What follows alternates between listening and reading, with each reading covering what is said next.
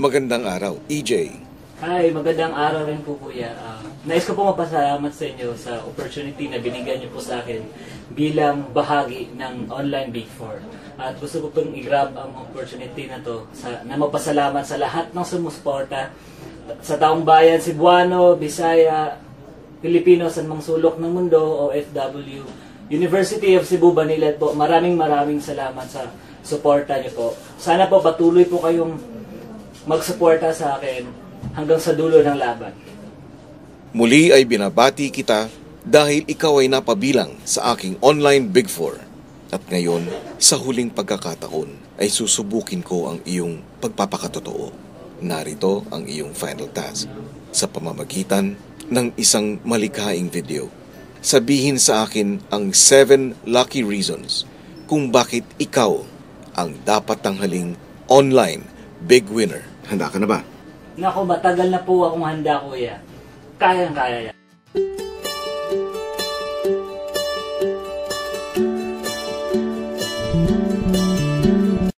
Si EJ ba ang big winner mo? Si EJ ba ang big winner mo? Si EJ ba ang big winner mo? Ako ba ang big winner mo? Ang pagiging big winner ay hindi lamang isang titulo. Kaakibat nito ang isang malaking responsibilidad bilang Pilipino. Bakit nga ba ako ang karapat-dapat maging big winner? I have 7 lucky reasons kung bakit ako ang karapat-dapat maging big winner.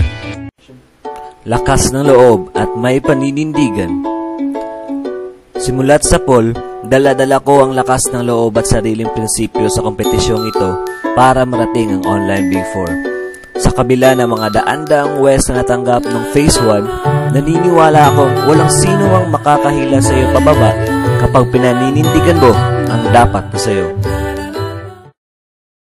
Positibo at masayahin. Tulad ng iba, andyan lang palagi yung problema. Pero bilang Pinoy, ngingitian mo lang yan. Ibahagi sa iba ang sayang nadaraba.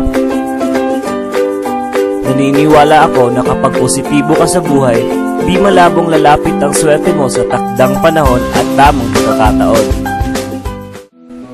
Matyaga at masipag. Batid ko na hindi kaya ng magulang ko ang pag-aralin ako sa kolehiyo. Naging academic scholar ako. Ngunit, di ko na-maintain grades ko.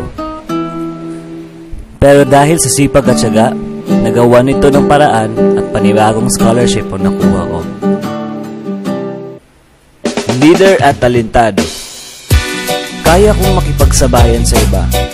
Naging officer ako ng high school hanggang kolehiyo kaya hindi na rin bago sa akin ang mamuno sa anumang mga aktibidad. Most of my college life ako yung nagsuporta sa sarili ko financially. Bukod sa scholarships, sumasideline ako dati sa pagsasayaw tulad ng fire dancing at iba pa. Ang sarap lang isipin na kaya mo rin gawin ang nagagawa na ng iba. Responsableng panganay. Umupa lang kami ng bahay for 23 years. Naranasan naming nasunugan, na-demolish, at may pagkakataon pa ngang pinaalis kami ng landlady. Kaya't naging inspirasyon ko ito sa buhay. Hangad ko lang na maranasan ang hindi namin naranasan noon.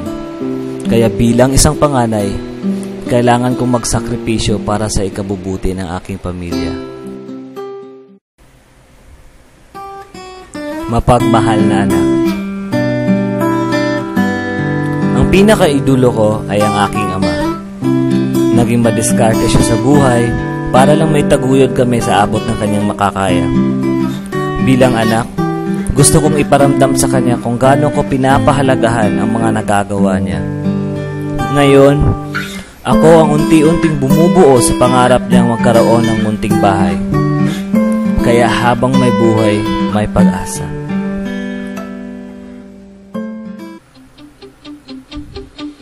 Mataas ang pangarap. Sumali ako dito dala-dala ang pangarap na maging bahagi ng Pinoy Big Brother Lucky 7. Naging sandata ko lamang ang aking sarili at karanasan. Di ako natatakot ipakita sa buong mundo kung sino ako at ano ang pinanggalingan ko. Naniniwala ako na ang swerte mo ay darating sa takdang panahon kaakibat ng pagsisikap at dasal. Handa akong magsakripisyo alang-alang sa pamilya, kaibigan, at pangarap.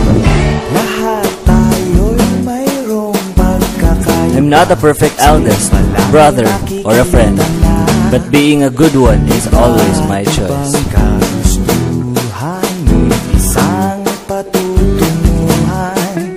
Muli, ako po si EJ Solante, ang charming panganay ng Cebu.